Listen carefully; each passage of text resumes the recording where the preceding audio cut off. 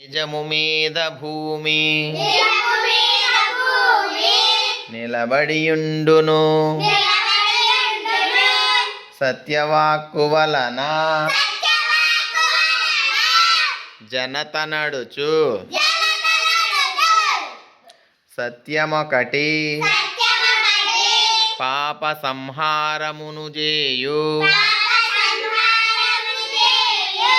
కాళికాంబ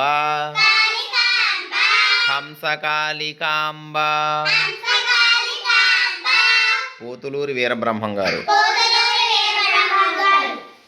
భావం: నిజం కలకాలం భూమి మీద నిలబడి ఉంటుంది. సత్యవాక్కు వల్లనే జగతి నడుస్తుంది.